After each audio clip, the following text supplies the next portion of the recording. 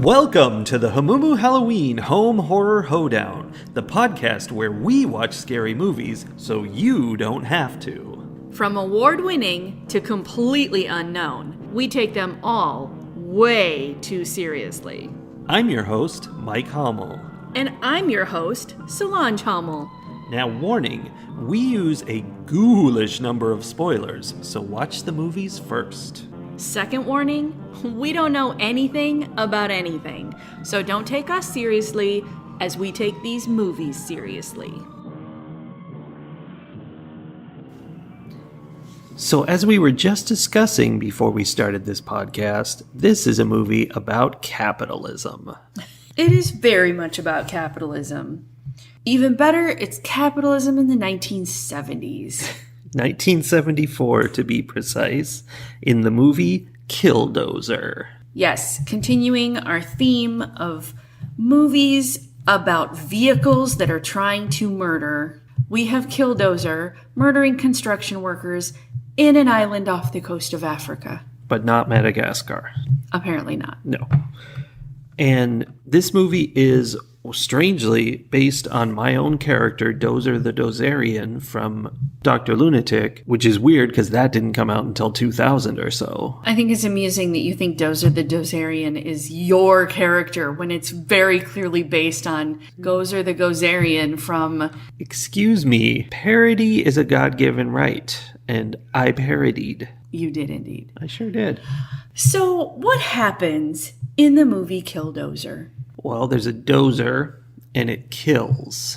That was the most concise movie description we've had so far. Done. See you next week. Well, you should rate it. So a meteor lands on this mysterious island that I don't think we ever find out the name of. And it glows in a very 1970s way. Does. And they're going around with their bulldozers and whatnot, working on some project. Do we know what they're building? Or tearing down? I mean, I never figured it out, but maybe I wasn't paying enough attention to that part. Maybe. They were building some... It's the 70s. They were building a disco. And the guy running the bulldozer tries to go where the meteor is. He doesn't see it. And his bulldozer apparently just stops cold and cannot move past this rock, which is not that big of a rock, honestly. But, no, it was like the size of a watermelon, maybe. Yeah, it just stopped his bulldozer. And so he gets out and he's like, what's going on? And his boss is like, I can do it. And he backs up the bulldozer and tries the exact same thing. Somehow the bulldozer runs into the rock in such a way that the blue transfers from the rock to the bulldozer. As it would, physics-wise. Right. And in the process, it shoots out beams of blue light that are so bright that they burn the first driver, Mac, to a crisp. Yeah, he doesn't live much longer after that. No, they try to take care of him, and they think the boss is responsible for his death because they don't believe there's a glowing blue rock. And they're also mad about how it's being handled. Like, they want things to be reported to, higher ups and whatnot. And there's definitely strife then between the workers and the supervisors. Mm-hmm. It's a union battle. Something like that. So Mac has an opportunity, though, to warn Kelly, the head supervisor. The boss.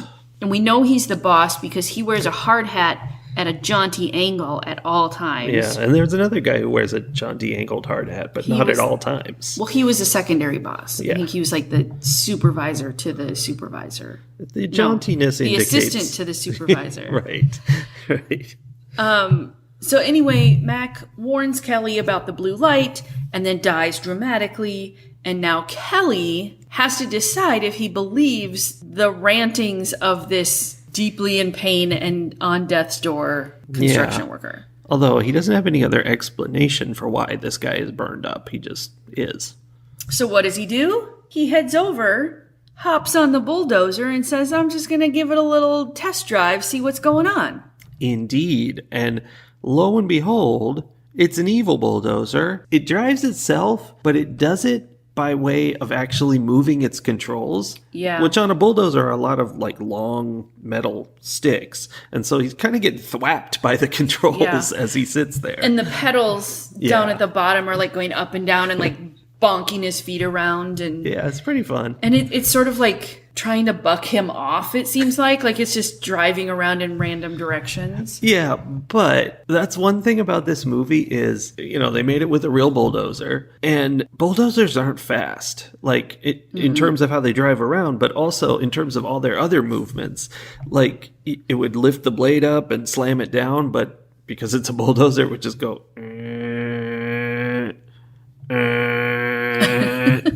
It's like just so sedate. Yes. Kelly demonstrates why they made him the supervisor, though, during this like bucking bronco bulldozer ride, because he immediately whips out his pocket knife and cuts the fuel line. He knows. He knows.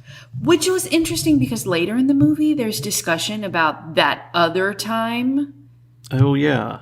And it was like very vague, and there were no details in terms of like whether it was actually something supernatural, but there was something. And, you know, it was strongly hinted that this was not the first time he has dealt with a haunted construction vehicle. Or some kind of incident, yeah. No, I don't know if it had to be haunted. No, but like they're deep in the middle of this like alien-infused situation, and they're talking about, you know, remember the last time. And I'm like, how many of these blue meteorites came down, and how many of them have been on construction sites that you personally were overseeing? Yeah, you start to wonder. Right? But I think it's set up for the prequel. You think? Yeah. Yeah, that makes sense. And that'll be fun because Kelly, the big boss, is an alcoholic who no longer drinks, and, you know, he's taking care of himself. So in the prequel, he could be a raging alcoholic and be drunk all over the place. Yeah. This is his last opportunity to prove to Warburton Construction that he, you know, deserves to keep his job. And I did like that we were back in the, you know, mid-70s when having a construction company called something like Warburton wasn't too on the nose in terms of, you know, what capitalism is doing to the world. Because I'm pretty sure if you were making a movie that had construction workers in it now, even if that's based on the name of a real construction company, you would not use that name because it's just too cartoonishly evil. Yeah. But we wouldn't know how evil this company is because we never encounter anybody except this team of workers because they're waiting. Because at one point, the bulldozer runs over the radio and crushes it. Yes. And so all they can do is wait for the supply ship to come in a few days. And so we never even see that happen. Yes. It's interesting that cutting the fuel line does stop the evil dozer. So it's like it's evil and possessed, but it's not like it's magic. It still needs gas to run. So they take it in. They're like, something's wrong with this. Something normal is wrong with this. Let's fix it. Right. Well, and there is a guy, like one of the guys who has been on Kelly's team for a long time and is, you know, buddy with him, is the guy who fixes the machines, right? I think that's Chubb. I think so. And so Chubb fixes up the machine like he's wont to do. And Kelly is like, okay, but don't let anyone drive this one. It's dangerous. Yeah. And then the guys who are already mad at the like leadership because Mac died and, you know. And they know it's his fault somehow. Right. They're then even more angry when they're told they can't use the big dozer, like the dozer that would do the job quickly and easily, right? Yeah. So, of course, one of them, being the rebel, heads over there and hops on it and starts driving it around and immediately is being attacked.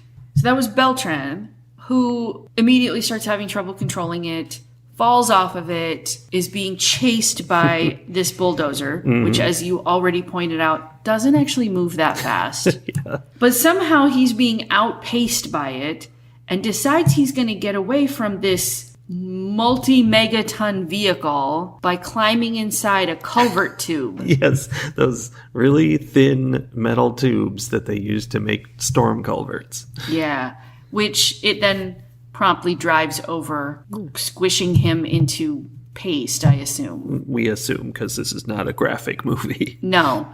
Although they did then demonstrate immediately after that there's a second mound of, burial mound on the beach, because each time someone died, they would bury them on the beach. And I'm like, did they bury the whole tube? Well, I mean, they pour squeezed him out of the tube. Like toothpaste? Yeah. And they keep talking about how the head office will come and then they'll send these bodies back to their people. And I'm like, they're buried in the beach. Yeah, you probably shouldn't have buried them. The whole thing was sketchy and questionable. And during the whole time, we have Dutch, who is a third construction worker, who is just devastated by Mac's death. Like, every time he's on screen, he's talking about how great Mac was and how they used to go swimming together and they were, did this and that and the other thing. And all I could think was that if this was a movie made now, it would have been because we would have found out that they were like lovers of some kind. Yeah. And then in 1974, that's definitely not what they were trying to do. But also, what were they doing there? He was very attached. I mean, you know what, Soli? Don't shame masculine friendship. It is totally fine for someone to love and care for another man in a platonic way. Here's the thing. Absolutely, 100%. But I'm shocked to find that in a movie from the 70s. I guess I shouldn't be. It's more like the 80s and 90s that would struggle with that. Yeah, the 70s more so. were maybe still a place where, like, male friendships could be an overt thing. I don't know. The world. Yeah. So Dutch is having a really hard time. The Dozer is still out there prowling around because now apparently it has an unlimited amount of fuel now that its fuel line is fixed. Yeah, it just goes. I don't even think it uses fuel anymore. It has become magical. I guess. And it's just out there. And then one of my other notes here was that there's so much talking in this movie that has a bulldozer as a main character. There was just so much intense conversation about feelings for this bulldozer movie. Yeah, there was all kinds of infighting in different groups and just wondering what they're doing. A real Joss Whedon people not sharing information situation. Well, there was definitely that. And then everyone was so intense. It almost, in that piece of it, it almost felt like very 1950s. Yeah. Where you expected it to be in black and white and like there's no musical score and it's just a room with two people talking at each other. Yeah. Well, there was a lot of that. It's also very 1950s in that there was a meteor that landed and it made a bulldozer evil. True. So it was appropriate. I mean, maybe there was some kind of homage thing happening there because Probably. It felt too 1950s for 1970 to be an accident, right? Yeah. I mean, it was very 50s. And this boss, Kelly, he was a mean boss. Like, they were trying to, like, have a little wake for their dead buddy Mac, and they're all drinking and stuff, and he took their alcohol away and was like, stop having fun. Stop grieving. Yes. Well, I mean, there was also the whole, like, he's a recovering alcoholic piece, and a bunch of alcohol on his work site probably wouldn't have helped his I can be trusted to run a work site campaign. Yeah. Well, and that's part of that whole intensity. Like, he came across like an old, like, army general would be played in, like, a movie about the Korean War. Yes. And then later, I think it was Dutch, was desperately trying to talk Kelly into drinking. He was like, oh, come on, we're all going to die anyway. Like, he was really pushing it. It's like the dynamic between Chief Barney and Father Murder in our previous film, where he's like, what you did was so great. Like, he's just really pushing this alcoholism thing. But Kelly stayed strong and said, no. He did. I mean, that might have came from the fact that Dutch had his own problems with alcohol. Clearly. Because later, he drinks the rest of the bottle of alcohol from the wake and kind of reverts back to like a 5-year-old where he's like very petulant and angry and tantrumy. And then he's like, I'm going to go swimming. And he like drives off in his Jeep and goes to the beach where he's then killed by the bulldozer. Which is the most amazing scene in the movie because he drives his Jeep onto the beach. For some reason, the engine dies. That's unexplained. Wait, did the engine die or did it get stuck in the sand? Well, they probably wanted it to be stuck in the sand, but then he's trying to start the engine. It's going... Yeah. So, I don't know. But sand in the carburetor. Yes, it was a classic case of sand in the carburetor. And so he's sitting there in this Jeep trying to get it to start as the bulldozer starts driving towards him. And it's, I don't know, a minute-long scene of the bulldozer coming towards him and him trying to start it. And he stays in the car the entire time until finally the bulldozer gets there and just runs over the car. And he just sits there. And he never considers that maybe he should get out. It's like the equivalent of like the movies where teenagers have their car stall on the railroad tracks and then suddenly a train is coming, only it's in slow motion. But they are the same. Like they're like trapped in the vehicle and can't get out. There's not enough time. Even though he had like full minutes. Yeah. And I don't think he was buckled in. Like it was a Jeep. Like he could have just fallen out. He could have. But drunkenly. He didn't. He just sat there, and as the bulldozer crushed the front of the vehicle, he is sitting there in the middle of the vehicle, patiently waiting to be crushed. For the crushing to continue. Yeah. So weird. I guess he was done. I guess so. Then we have the whole bulldozer versus the steam shovel thing. Or I don't know if it was a steam shovel, but like, you know, whatever. What is that? I feel like they referred to it as a digger. That could be. So we had the dozer versus digger. Mm-hmm. And fortunately, we had one of the best digger operators in the known world on this crew. He made sure to let us know. But I guess they lost that fight. It was an awkward, slow, weird fight. Where a significant portion of it was just that the digger was stationary and the bulldozer was pushing against it, but couldn't move anymore because it wasn't strong enough. And it was literally just the two vehicles standing still. There were like two things they accomplished with the digger that seemed like, oh, this is going somewhere. Something's happening. Like they got the arm up and used it to knock the top of the exhaust pipe off of the bulldozer, which had no effect of any kind, which makes sense because, I mean, it's still a hole. There's still exhaust coming out of it. And then it seemed like the whole time what they were trying to do was get the digger under the blade of the bulldozer. And eventually they did, but it didn't accomplish anything. It just ended up making them lose. I think they were trying to maybe like flip it over or something. That's what I thought, but there's no way it would be strong enough to do that. Yeah, I mean, clearly that's what happened is they couldn't do the thing, which then makes me wonder, are you the best digger operator if you don't fully understand the capabilities of your digger? He's good at digging, not at robot battles.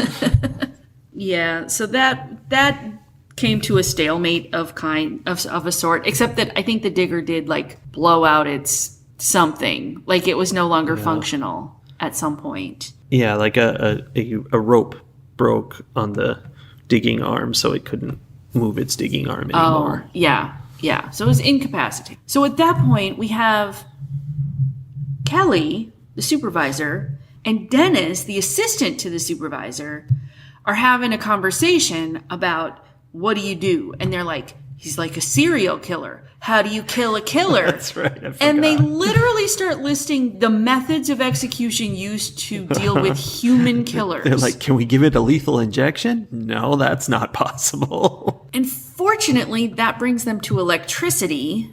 And they come up with a plan to get the dozer to drive over some plate that they're going to electrify. Yeah. And lo and behold, the dozer is dead and the blue glow goes away. Yeah, which... Boom. Good job, guys. I guess they were right about that. I mean, yeah. I feel like maybe they should have had that conversation. several days earlier. Yeah. Yeah. Several days and several crew deaths earlier. They didn't bother to sit down and like really problem solve it until all of the blue collar workers were dead. Yes. At least they had the best digger operator in the world still. Ugh. So then the movie ends. Okay, I have a note that just says hard hat freeze frame, and I can't remember if it's because there was a hard hat freeze frame or because I wanted there to be a No, hard I hat think there freeze was. frame. I think he threw it up in the air and it freeze framed. Yeah. Yeah. That's how you end a movie. Obviously. For sure. Success! That's Killdozer. It sure is. I don't know. There were a couple of interesting things, like interesting in the like that was funny, I'll remember it because it was so ridiculous kind of way. Yeah. One of them was when the bulldozer was driving around in the camp, like just came in and just like It just trashed. actively was trashing the camp just because. Like it was just mad and was like, I'm gonna ruin all this stuff Yeah. because then you guys will be harder off than you are now. Yeah. And it bumped a like big, I think it was like a big drum of fuel maybe. Yeah. And it like tapped it with the corner of its blade and the whole thing exploded like a bomb. Yeah. Well, like it does. And that was entertaining because then later they were like trying to build a fire out of, some kindling. And they're like, this'll stop it. Yeah, that was the weirdest. I have no idea if it was supposed to be a distraction or something. It was just a fire made out of some kindling, and the bulldozer like drove up to it and scooped some dirt onto it and kept going. Yes. It was tiny. It was in no way equivalent to the fire they had already seen it survive. Yes, caused by itself. Yes. So that was the first place where the bulldozer like wasn't just murderous. It had like this crankiness to it. Oh yeah, it's a cranky bulldozer for sure. And then later, it's up on top of a cliff and it's just dumping loads of rocks down the cliff on them. Yeah. Just because. Like, it's not doing anything. It's just making their lives a little more difficult. Yeah, they were trying to bury one of their many victims, and it was just like, I'm dumping rocks on you. Yeah. Yeah. It was just a very petty bulldozer. Yeah, I mean, that's the thing is when you have these monsters, from outer space, and we know nothing about their motivations or anything, you always assume that they're like just out to kill everyone or something like that. And no, I think this one was just there to make people unhappy. Yeah. Honestly, in the grand scheme of things, this bulldozer wasn't that dangerous. Not really. Because it was on an island. Yeah. That had like 8 people who weren't even supposed to be there anyway. They were just there for construction purposes. And I thought Dutch's obsession with swimming was going to reveal at some point, hey, let's get in the water and not be on this island anymore. Because he couldn't get in the water. It's too bad they didn't have a boat. Yeah. But I mean, they could have used all their fancy drums and stuff and made something that floats. It's possible. Yeah, they were not... They didn't involve the information they knew in their decision-making processes. Yeah. Yeah. Ratings. In terms of a 1950s, 60s, 70s environmental horror, alien-influenced environmental kind of protection thing, this wasn't terrible. I mean, it was an interesting premise. It was interesting that they were in such an isolated place with a limited number of people and a very limited number of resources, especially after the bulldozer destroyed their camp. Yeah. Like the setup was fairly well done. The problem is that it felt like none of the human beings involved were putting any effort into solving the problem. Sure. Like, I don't know. They just didn't seem focused on the issue at hand. Well, for a long time, the boss, who was the only one who knew anything was going on, it kept insisting nothing was going on and refused to acknowledge it. Yes. So, I don't know. Like, it's a weird balance of, like, there's a certain kind of cheesy B environmental movie that this does fairly well. But then it's, 40 plus years later, storytelling has evolved. Everything about the world has evolved. And so this movie that would have been like mediocre in the 70s, it didn't age very well, is I think what I'm trying to say.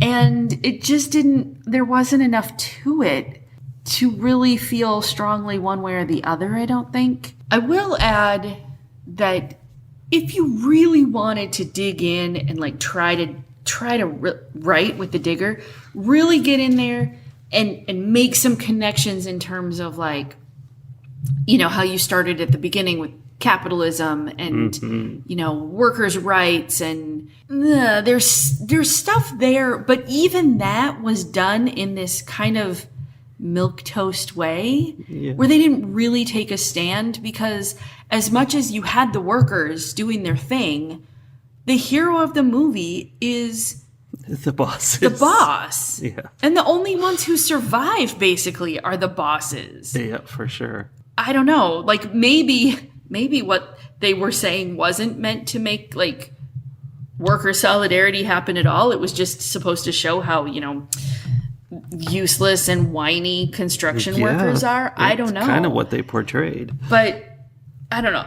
There's something there where if you really wanted to dig in and put some connections together, you could, but it was weak. And so I guess I am going to end up giving Killdozer 2 expressive sets of headlights out of 5. All right. What's fun about this movie is that it's horror for 10-year-olds. Because you get to see all the big trucks do all their big truck things. A horror for 6-year-olds. Like, there was nothing really all that. I mean, I guess someone got burned, but... Well, I mean, you could have nightmares about a truck coming up on the hill, dumping rocks on you. It's true. Who knows? That's scary. But, you know, it's so exciting to see the trucks do their thing. And especially when it came down to a digger versus bulldozer fight, it was like, ooh... Let's see all the big trucks do their thing. It really felt aimed at 10-year-olds. But those poor 10-year-olds are going to have to sit through a whole lot of melodrama and emotions. Yes. I think it is interesting to compare this movie to our previous film, Motorboat, and note that this is kind of what legitimate B-movie looks like. The budget for this movie, even if you don't adjust for inflation, is 1,000 times what they spent on Motorboat. Yes. They had like actual actors and set designers and And so like even when the acting was bad in this, it was like, oh, that's what an actor doing bad acting looks like compared to just somebody who's really intentionally doing bad acting. It's terrible. So it was a huge step up in terms of quality, which is crazy because this is from the 70s, which is the bottom of the quality pit. You got to dig your digger so deep to get to 70s quality. But yeah, this was huge improvement just as a general movie-going experience. But it was, I don't know, kind of boring. Like the whole idea that this bulldozer was such a threat when it was so slow and goofy was not exactly compelling cinema. So it was a pretty dumb movie. It's not bad enough to be fun bad, and it's definitely not good enough to be fun good.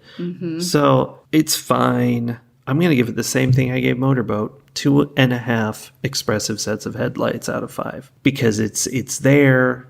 It could entertain you if you need it to, but not much. In fact, I think Motorboat is a more fun movie, although it only really picks up towards the end. Yeah, I think you might be right, just because, I don't know. This movie was taking itself seriously, I think. Very seriously. And Motorboat definitely was not. Yeah. Yeah. One thing that we haven't mentioned yet, because it wasn't the movie per se, but I did feel like the fact that while we were watching this movie that had undertones of, you know, workers' rights and the conflict between employers and employees and that sort of thing, while we were watching this movie on Plex, it was interrupted frequently with commercials. Oh, that's right. Almost all of which were Amazon commercials that could basically be summarized as, no, really, you guys, we are treating our employees okay. Please come work for us. Like, we'll give you health insurance, or we'll let you go home and see your family. And there is something gravely dystopian about commercials for working at a company. Yes. Not for a product that a company sells. Yes. Like, we're at the point now where we're the product and they want to buy us. Yes. That is exactly what it felt like. And the whole thing, like, as much as they were trying to have, like, actual employees saying nice things about how fun it was to work at Amazon, it really, like, you could not avoid seeing that undertone of, I'm being told I have to do this. I have been given a script that I am supposed to say, or even that kind of stink of desperation from the company where they're like, no, for real, you guys, we won't make you pee in bottles anymore. Yeah. It was something. It was very much something. Fight the horror of a world gone mad.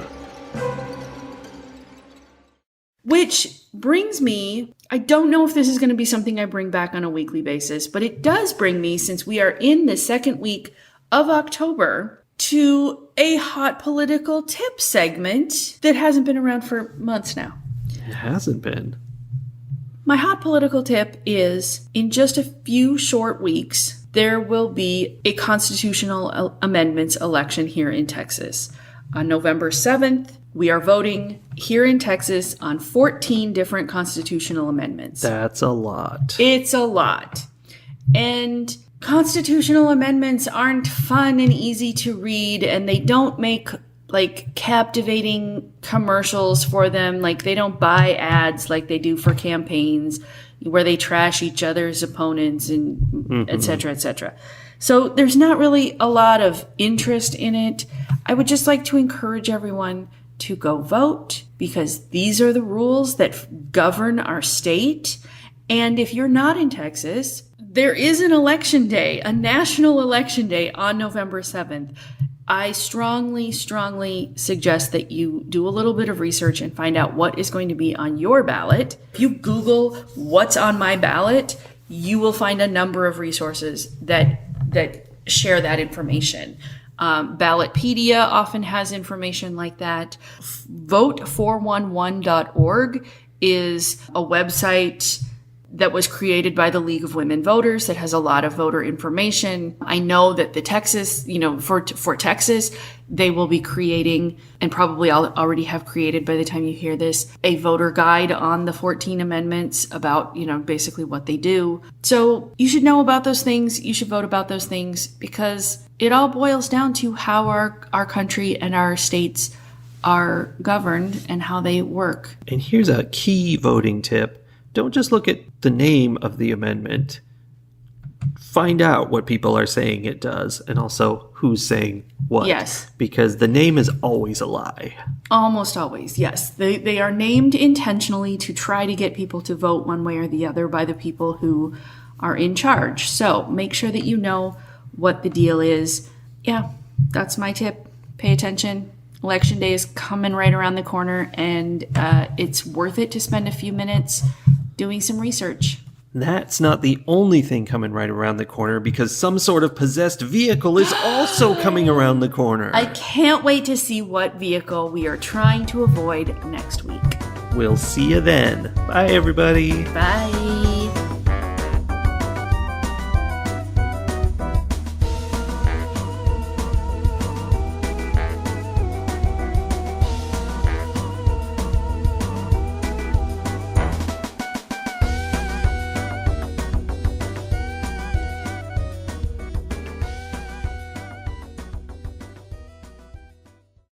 What are you printing? Oh no, what if a meteor has gotten to our printer? Legitimately, it's printing something. It's not just pointing it. Why did it just print it now? Are we about to be part of a movie about a haunted printer? Why? I think when I tried to print it the other day and it didn't work, I don't know. I don't know. Meteors. Okay. What was I saying?